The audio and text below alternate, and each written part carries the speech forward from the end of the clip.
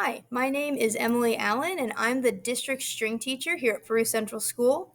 We are really excited to be starting a beginner group of fourth grade and fifth grade students in the fall. And if you're watching this video, it means that your child is interested in potentially starting a string instrument, which I'm really glad to hear.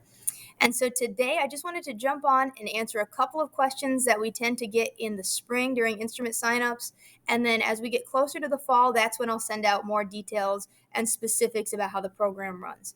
So just two quick things today. And the first is around what kind of a commitment you are making by signing up to be part of this program. And this actually applies to band and string. So if you're not sure which way your child wants to go yet, that's okay. This is important to hear. And it's that we like to be upfront with parents, with students, and just share with you that there is an expectation that being in this program, you will put in some time outside of school to practice your instrument. And so students come once every 6 cycle days for a lesson, and we work on things together. But if they just come for that time, and that's all they're doing for playing, they're not going to grow and progress as quickly as we like them to. And there are some major challenges that come with playing an instrument in the first year. And it really does take some practice and some time outside of school to be successful and overcome those challenges. And so, just to give you an idea of what we will ask your child to do, we normally are looking for 3 to 4 days of practice each week, and each practice session will be between 10 and 15 minutes. And normally for a beginner, putting in that much time will keep them right where they need to be, and help them be successful in that first year and overcome some of those tough things that come with playing an instrument. And so we like to be really clear about that up front, because unfortunately students who don't do that tend to fall behind. And it makes us so sad to see this, but every year there are kids who fall behind and they get discouraged and they ultimately quit. And so we like to just make sure we're all on the same page, that there will be a relatively small time commitment when you look at it, but that really makes all of the difference in how successful your child is throughout the year. So if you have any questions about that, feel free to email me, but hopefully that's clear and it makes sense to everyone. And then the other thing, and this is where most of the questions come from, is about instruments. Can I borrow from the school? Do I need to rent? Should I buy one? And you'll see on that sign up form, there is a spot where you need to indicate if you're planning to rent or borrow from the school. And so I'm going to do my best to answer all of the questions that I normally get each year. But again, if I don't cover something and you still have questions, please feel free to email me. And so, first of all, right off the bat, yes, we do have a small number of school loaner instruments, and we mainly have those because we recognize that not every family is going to be in a financial situation where you can rent. And in a few minutes, I'll share with you some like ballpark prices, because if you have never rented an instrument before, you might not have any idea what we're looking at in terms of pricing. But when I get to that, if you say nope, no way, my family cannot afford that right now, that's okay. That's why we have these school instruments. But if you feel like maybe it's something your family can swing, we would really like to encourage you to do that for a couple of reasons. First of all, like I said, we have a small number of school loaner instruments, but we have an even smaller number of quality school loaner instruments. If you've ever played an instrument, you'll know that the better quality the instrument is, the easier it is to learn to play. Some of the instruments we have are just in really rough shape, and I hate to even give them out to students, but sometimes I'm in a position where I have to give them out. We see that students who are on the higher quality instruments, they just do a lot better. They sound better, they're easier to play. And so if you are able to rent an instrument, not only are you going to be providing a good quality instrument for your child, but you'll be freeing up some of our better school instruments for families who really cannot afford it.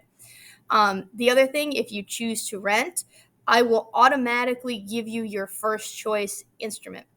On the sign up, you'll see there's 3 choices. You can list 3 of what you'd like to play. If you rent, I'm not going to tell you have to pick something different. Whatever your child wants, that's what they can play. For strings, it might be a little different for band. I'm not sure. But if they need to borrow from the school, we sometimes are not able to accommodate the first choice. Sometimes we're not even able to accommodate the first three choices. We work our best. We work our best to make sure that everyone gets an instrument, but it's not always one of those top three. And so, by renting a string instrument, you're guaranteeing they will get their first choice.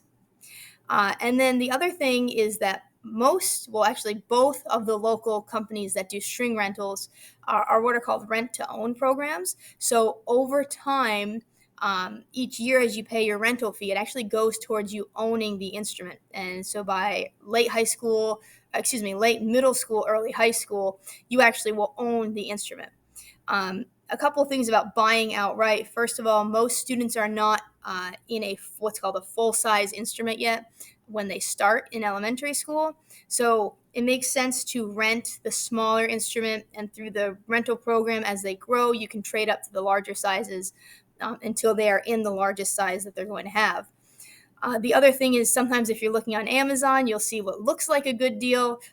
Please do not buy the Amazon violin bundle for $60. I know it looks good. They really sell it like it's going to be this awesome thing.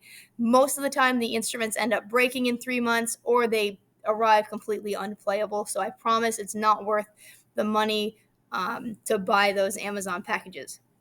But just to give you an idea of what we're looking at, and for a string rental, violins and violas normally in the 200 to 250 range, and that's for the whole year. So when you break it down, the monthly cost is pretty low. So $200 to $250 for a violin or viola. Cellos, you're looking a little more like in the 375 range, again for the whole year. And then the one that tends to, is the more expensive one is the bass. That is around 700 for the year. Again, some of the stores run deals and different first promotions for first year players, so you might want to check with them and see what they can offer you. But that's what is listed on the websites, and so we know the bass is the one that tends to really get people, and unfortunately, that's the instrument we have the least number of at school. So we do our best to help families and figure out how to make that work, and hopefully in the next couple of years we'll be getting some more basses as well. In terms of where to rent from, we have two, I'm going to call them local companies, although they are both pretty far away, but they are willing to work with us and help get instruments to you to save the travel. And the first is Brick and Mortar Music in Potsdam. And if you search them, if you Google them, you'll find that you can actually just rent an instrument from them right online, and they will deliver it to our school for you. So there's no driving involved. For you, you just rent it online, and they actually will bring it here, and I can get it all set up for your child on their first lesson. The other option is Vermont Violins, and they are in Burlington. For smaller instruments, violins and violas, they often will just mail them right to you. They also are in collaboration with Rawson Family Pianos in the mall. And so if you rent a cello or a bass, they might be able to get it over to him, and you can pick it up there to save you having to cross the ferry to get to Burlington. And so those are the two local places that we're looking at for rentals. Unfortunately, there aren't any other really closer options, but I've had students be very happy going to both of those in the past. And again, they're rent-to-own programs, so over time you eventually will own the instrument. And that's about it for instruments. Again, I know I probably didn't cover everything and every specific question you might have, so feel free to send me an email. It's eallen@perucsd.org. And we are just really looking forward to starting a nice big group of beginners. And we know that you will be happy to see how your child does in this program. If they are willing to put in some time, I think you'll be impressed with what they can do even after a year. So thanks for watching, and we will be in touch in the fall with some more information.